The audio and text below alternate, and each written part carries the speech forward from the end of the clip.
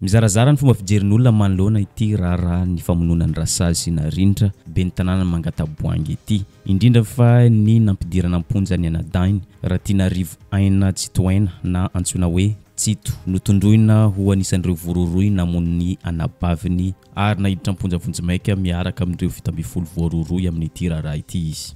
Ndao zaretsika roa ny fomba fijerin'olona manoloana ity raharaha ity. Ny voalohany, ao ireo milaza fa tena tsy vanona ity anadainy tompoko vavy na rindra ity.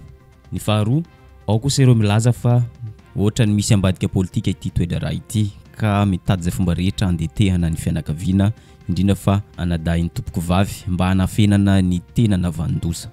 Ndao aratsika ireo komantera vitsivitsy izay mahita fa tena olona tsy vanona ny anadainy na rindra. Hoy ity anankiray ity hoe taoriana nampidirana amponja ny Tsito, azo raisina ihany. Izaho koa mandinika aneritreritra tamin'ny fotoana nanaovana interview azy hoe izy teo kanefa tsy azony pity bala na kely aza. Niniana komboko ny vavako satria tsy tiako eritreretina hoe iraikibo ny fonosana ve dia avita zavatra tahaka izany. Aoka tsy hitombona ny ayay, tena lasa biby toetra ny olona raha izao no marina. Hoy ity anankiray ity hoe hainy sy tsikariny daholo hoe inona avy ny basy ny asa tamin'ny fanafiana. Saingy tsy nisy hita ny endriky ny olon-dratsy hoy izy na dia tsy nanao sarotava aza. Tifitra variraraka hoy izy ary ny olona efa nitsoaka sy nanavotena fa izy tsy nitsoaka tsy naninona fa nipetraka nitazona ny anabaviny fa izy zany tsy nety vony bala fa ilay chauffeur niezaka nanavotena kosa voa teo amin'ny tongony hoe nialaina teo amin'ny tanany ny anabaviny izay izy vao lasa nandositra. Amin'ny lafiny iray mitombona, amin'ny lafiny iray kosa tsia fa leo andeha ny fanadiadiana. Vakina fotsiny na nitarihana aza tsisy endrika malahelo mihitsy. Hoy ity anankiray ity raha nanao komantera. Trop tamin'le natao interview dia tsapako mihitsy hoe ohatra tsy nisy réaction malahelo zany mihitsy. Asa re engane ho diso fa dia efa tena biby raha izao fitiavam-boninahitra ve no andeha andatsana aina ny anabavy. Maro dia maro ny komantera mitovitovy amin'ireny fa ireny ihany no arahantsika. Ndao kosa arahantsika ireo izay manana fomba fijery mifanohitra amin'izay. Non, tena tsy mino aho hoy ity anankiray ity. Sao dia mba stratégie amontehana azy mianakavy kosa izao hoe asa moa. Tsy marina fa atao iaby izao rehetra izao mba tsy ahitana ny marina satria ery gros poisson ambadika an'io. Efa mohatra ny mety indray, efa hainay ny fikanareo. Zahay any ponina aty amin'ny firenena mandroso hoe. Nilaza ity anankiray ity hoe mahalala ny marina dia migadra. Tsy koa na komonte anapotehana ny famille koa zao engane mba hanao ny asa ny antsakasiandavany ny fitsarana maiva. Tsy sy vantanana sy ny sisa sao sanatria. Araka ny vaovao efa miparitaka ny tambazotra tserasera sy televiziona maro samihafa dia ity interview nataony tao amin'ny fandarana Solanga ity no anisan'ny tazomana azy.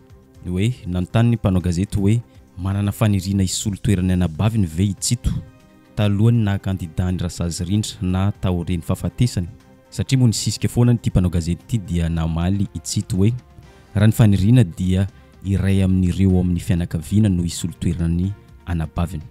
Fa izany rehetra zany dia tsy maintsy fanapahan-kevitra avy amin'ny fianakaviana fa indrindra fa ny fanapahan-kevitra avy amin'ny renin'izy ireo. Sady raha teo koa izy sarotra dia sarotra raha ohatra ka olona tsy fantam-piaviana no hiara-iasa aminy eo amin'ny toerany ben'ny tanàna. Ndao enotsika kely ampahan'izay. Miteny amiko zany hoe raha olo-kafa ho ary no solony anabavy dia na ny tenako ary mety ametra-pialana ao anatin'io. Satria zasy ny anabaviko ny tokony hiara-iasa teo. Izay no mazava atao an-tsaiko hoe tsika mianadahy zany hoe atao dia falimetanana mba hampandroso an'ity commune kely malalantsika ty. Fa amiko aloha sady rese foana hoe raha mba misy mety satria ny raiko maty teo, ny anabaviko maty teo. Zany hoe le fitondrana an'ity mandaty ity zany efa hoe nomena anay mianakavy teo azonao dia hoe isy olona ilatsaka paravy ihany ve no tendrena fotsiny hoe isy olo azy eo na ohatr'izany fa mba tiako zany hoe mba miray aminay telo mianaka reo farafaratsy. Noho ny lalàna kosa aloha Tsito milaza hoe mandra-pisiny ny fifidianana vaovao dia tendrena ny PDS. Rehefa ho avy le fifidianana dia ary tsy maintsy ho avy zay tsy maintsy fidina ben'ny tanàna. Vonona ve Tsito ilatsaka sa indralahany Tsito? le zany ohatrany tany amin'ny fiandohanana nanaovana ny anabavy any fandinika ny ankolafim-pianakaviana aloha izy no eo dia izay lany be sy maro sy hitany mbola manana reny ana eo dia eo reny io mba afaka mandeha tsy manapaka hoe ty izay hevitra ny foana no toananay hatreto. Na dia fandarana tsotsotra aza ity fandarana solanga ity dia nametraka fanontaniana ihany ny mpanao gazety hoe sao dia mba nisy lonilony na nanana olana tamin'ny kandida mpifaninana enina dia teo anivon'ny fianakaviana azy ka ahina ho mety ho antony natonga zao tranga rehetra zao. Namaly tamin'ny fomba tsotra moa itsito fa tsy nisy olana na teo amin'ny fianakaviana na tamin'ny kandida mpifaninana. Tsy misy fa tamina propagande any resaka hoe taimbava ino mandeha foana anatina propagande hoe misy mifanaratsy ohatr'izany fa tao aminay tsy nahitana fanaratsiana mihitsy. Tany amin'ny ankolafy misy an'izany hoe fandroana ny ataoko hoe olom-pirenena mba tsy tenanako hoe vahoaka olom-pirenena nanaraka ny ohatra hoe fampelezan-kevitra ao aminay dia arahany le olona mantsy zany liana am'le hoe inona sina programa anasanao dia raha ianao zany mampiseho anisy mampafantatra ny olona pirenena rehetra tsy hakanavaka fa mahafantatra hoe zao zavatra ho ataontsika tonga ny olona liana dia miaino aty aminao dia avy eo indray tonga any amin'ny toko hafa izy amin'ny kandida hafa zany dia tonga any dia ahilika ny olona hoe nareo efa tsy aty aminay amin'ilay politika any ambanivohitra moa hitanao ihany namana misy hoe reto tsy olona anay fa nanaraka tary dia mahina aty ohatr'izao zany ny zava-nisy tao daholo. Fa ny propagande tany Mangataboangy ve iny araka ny lazaina hoe mandeha ho azy le fifanaratsiana samy mpifaninana fa nisy fifamofona mihitsy ve sa tsy nisy an'izany tsy nisy fa na fandrahonana hoe ianao tsy nisy fa honohono ny feo mandeha moa zany honohono hoe eo an-tanàna eo dia ianao tsy afaka hoe manamary satria toy ny hoe vaovao tsy marina ihany zany dia sarotra ny teny hoe zavatra tsy hita maso tsisy pirofo fa izay zavatra hita maso ianinao ihany no afaka omenany. Ankoatr'izay raha nanaraka ankaiky ity interview nataony tao amin'ny fandarana solanga ity isika dia ohatrany fantapantany ihany ny tranga mety ho hisy aorian'izao trangan-javatra izao satria nilaza izy fa mahatsikatra fa misy olona mamendrofendro na mitady izay fomba rehetra andentehana azy ho anatin'ity famonoana any anabaviny.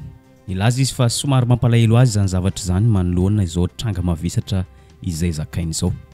Nazary hoe lasa saina efa hoana tsy zany fa izy ohatr'izany zavatra fantanina mipetraka any an-tsaiko any rehefa irerirery eny dia verinao daholo tena manimba saina mihitsy manimba saina le izy hoe ohatrany hoe anately manadary eo zany ohatrany hoe fahazarana be hoe tsy eo elaela anankiray dia efa mpiantso ohatr'izany tsisy an'izany intsony amin'izao dia mafy le dia ina moa tiatiako tenenina kely fotsiny le eo amin'ny zavatra mampalahelo ohatrany hoe mamendry fendro zany tao amin'ny Facebook hoe sao dia io anadany io na ohatr'izany dia za moa tsy namaly tamin'izay fa tsy mipuba intsony atao faran'izay satria matetika nanome information na momba ny fahoriana iny fa touché be tamin'izany hoe misy olona ve sa hamono ny anabavy mitokana zany aloha voalohany indrindra hoe iny tena hoe tokana voninkazo taminay telo mianadahy ary tsy safidy no be tamin'ny teo fa no safidinay telo mianadahy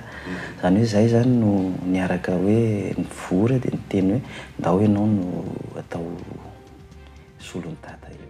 Fanampin'izay araka ny fahafantatsika miparitaka amin'ny televiziona sy gazety maro samihafa dia nanao fanambarana ny fianakavian'ny Rasazina Rindra ary ny renin'izy ireo no nandray fitenenana teo anatrehan'ny mpanao gazety. Nilaza izy fa diso ny filazana fa anisan'ireo voaroroy amin'ny famononany anabaviny itsito ary manana profo mivaingana amin'izany ny reniny. Fanampin'izay mangataka ireo mpikirakira tambazotran-tserasera indrindra fa ao amin'ny tambazotran-tserasera Facebook mba tsy hamoaka vaovao tsy maripotra fa efa mafy ny manjo azy ireo tamin'ny fahalasany ny zanany vavy dia izao koa nampidirana amponja any zanany lahy. Diso arak'izany ny fiampanganany tsito ho namono ny anabaviny hoy ny reniny.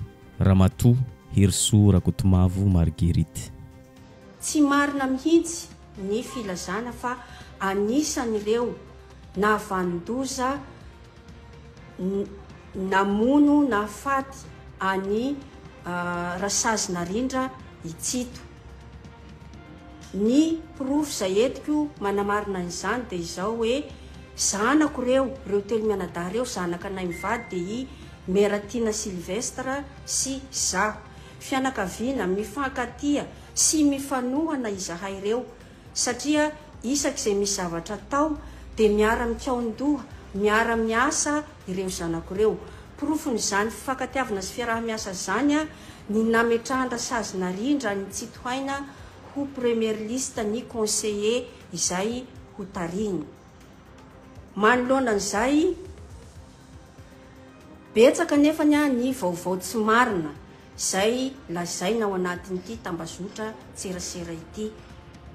Mikasika ihany koa ny nahafaty rainy, voalaza ao ny hoe voatifitra ihany koa ny dadany zareo. Tsy marina zany fa ny dadany dia narary avy any Mangatabohangy izy dia niakatra taty aminay taty Antsirabe dia nitsaboinay teo amin'ny hôpitaly lehibe teo amin'ny hôpitaly Atsimo dia tsy nahatohitra moa ny herim-batany dia nydao sy ny fahafatesana izy tsy nijanona treo ny fanambarana izay nataony fa nanao antsoavo mivantana amin'ny Andriamatofilo sy Ramatoa Mialy Rajoelina mba hijeran-kaiky ity raharaha ity.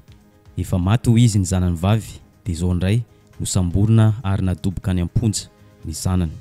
Tsara marihana fa andro ny 8 Marsa ity fanambarana ity. Midika izany fa tsy nahita fahafinaretana izy nandritra n'ity andro ny 8 Marsa ity. Nilaza izy fa reny mitaraina izao miresaka manao antsoavo izao ka mangataka izy mba hoenoiny Andriamatofilo sy Ramatoa Mialy Rajoelina ity toedra raha ity ary jiran-kaiky manoloana ity toedra raha ity. Ndao aratsika kely zany. Marsa androany any ianao Andriamatoa Hajaina filoham-pirenena Andry Rajoelina, Ramatoa Hajaina Mialy Rajoelina, mitodika manokana aminareo mivady mba jereo re mba reny ohatranareo zao ohatranao Ramatoa Mialy Rajoelina. Efa maty ny zanako novonoina amin'ny basy. Izao samborina ihany koa ny zanako anankiray ray tapo amin'ny hany izay tsy fantatro mihitsy ny antony isamborana azy any amin'ny fonjany Tsiafa. Koa mangataka aminao Antanandroa mba jereo akaiky re tompoko ny mikasika an'ity afera von'olona izay nahafaty any Rasazina Rindra ity. Malahelo dia malahelo tokoa ny tenako ny foko satria amin'ny mahareny azy zay niezaka mba nampianatra an'ireo zanako ireo, niezaka nampandray anjara an'ireo tanora ireo mba hitondra fampandrosoana nefa dia faty sy gadra no azo an'ireo. Apetrako ampelantananao ireo fa reny tsy manana inona fa reny mitaraina aminao. Ankoatr'izay nivoaka tamin'ny fahanginany ny rahalahin'ny Tsito, Zokin'ny Tsito raha ny marimarina kokoa anadahin'ny tompoko vavy Rasazina Rindra satria ho izy ny anaran'ny rahalahiny na ny anaran'ny zandriny no feno manerany tambazotra tserasera sy ny gazety maro samihafa dia mangataka ny amoahana ny anaran'ireo 7 voaroroa izay nadoboka any am-ponja ity Zokin'ny Tsito ity. Tsy vitan'izay fa avoaka ihany koa ny tarian'izy ireo mba afantarana hoe iza marina ireo voaroroa amin'ity raharaha ity ho ity anadahin'ny tompoko vavy Rasazina Rindra na antsoina hoe aina ny saina. Mangatahako dia maninona ny anaran'ny zandriko no fatadaza ao anatin'le famonoana any zokiko vavy raha ny varivony na Rindranyaina ary mba mangataka aminareo maninona tsy avoaka ireo olona 70 tafiditra ao anatin'ny afera Rasazina Rindra mba mangataka izaho mba amoahana ireo anaran'ireo miaraka amin'ny sary sy ny anaran'ny zandriko izay efa fantanareo. Araka izany rehetra izany dia mafana ity toedra raha ity ary hoarantsika miandarano ny mety ho toy ity toedra raha famononany ben'ny tanànany Mangatabohangy ity. Ary izany koa mamarina ny videontsika androany azadino misabone sy manisy gemany videontsika amin'ny manaraka indray.